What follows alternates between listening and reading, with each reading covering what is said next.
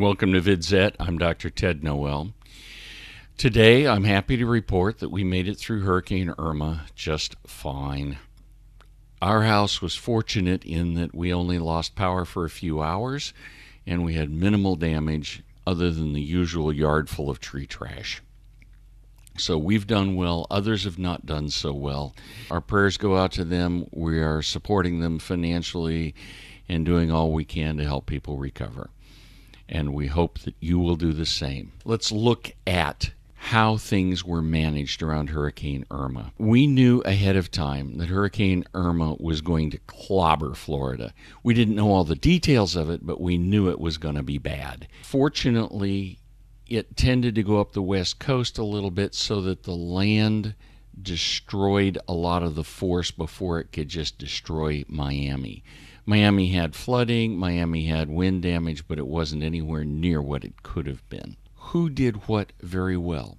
And to begin with, because we had good forecasting, we were able to get evacuations ordered very quickly. The governor of Florida set forward through his public safety people a mandatory evacuation order for all of the Florida Keys, for barrier islands and so on, low-lying areas. Notice that this, even though it was a mandatory order, was not one that was enforced by police going door to door saying, "We're taking you out."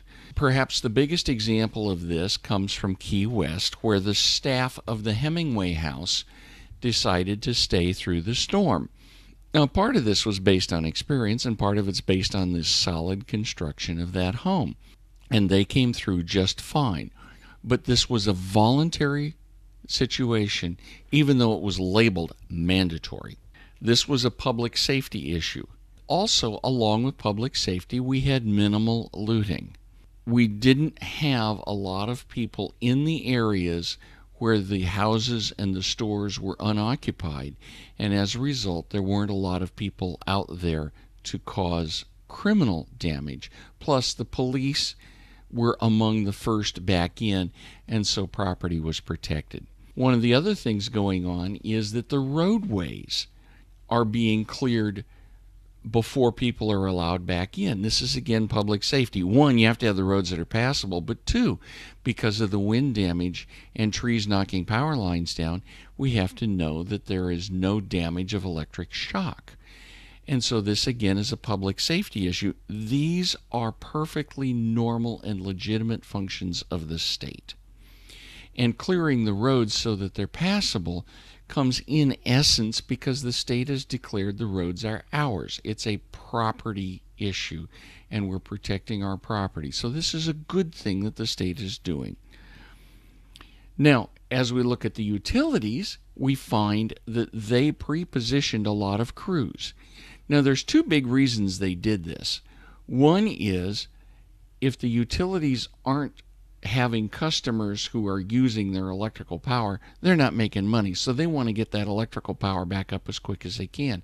And they're going to have cooperative arrangements with utilities in other areas of the state. So, for example, if Duke Energy gets their job done first, their people go down to help Florida Power and so on. And they'll work overtime. Once again, the sooner the power comes on, the more money they are going to make. But the other thing is, come next year or the year afterwards, they're going to come to the State Utilities Commission and say, we want an increase in our rates. And if they've done this job well, it's a whole lot easier for them to get those increases.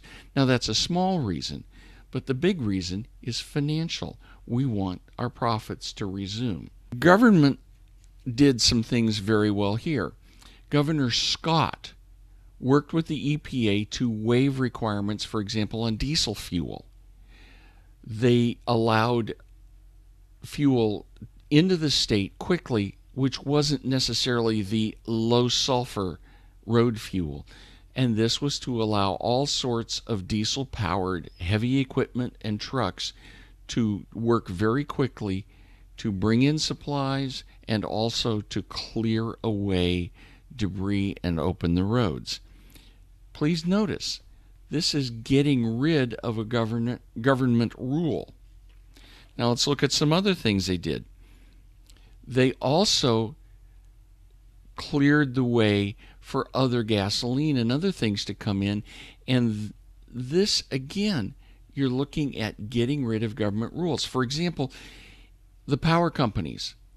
If we're going to bring in somebody from Georgia or Alabama into Florida to help repair down power lines, the company that's coming in from Florida or Georgia isn't licensed in Florida. But the governor can say, we're going to let them in, you can bring them in, and you get rid of a government rule. Licensing, which is going to be a topic of a future post, doesn't do anything good for the public. So we've gotten rid of another government rule. The worst problem really is the National Flood Insurance Program. I've talked about this before. Most of the areas that were subject to mandatory evacuation were low-lying flood-prone areas. Barrier Islands, the Florida Keys, areas that had been wetlands that have now been built on. They dry them out and move up 6 inches. And these areas, frankly, should never have been built on. But we've subsidized building on these areas through the National Flood Insurance Program.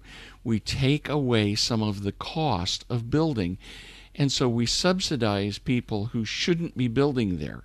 What happens? We get massive property damage. Once again, government involvement has proved to be a bad thing, not a good thing. It made things worse. Other things the state did to make things worse is we activated our anti-gouging law. It's a declaration of emergency, so Florida now the gouging statute's in play. And that means we couldn't bring in extra generators that people would want. The supply is what you got. People in other places want it. You can't divert it to Florida because there's no money to be made. You can't bring the extra water in. A lot of companies worked pretty hard to be good citizens and get it in, but there were still shortages. This is the anti-gouging law in action, causing problems. It needs to go away.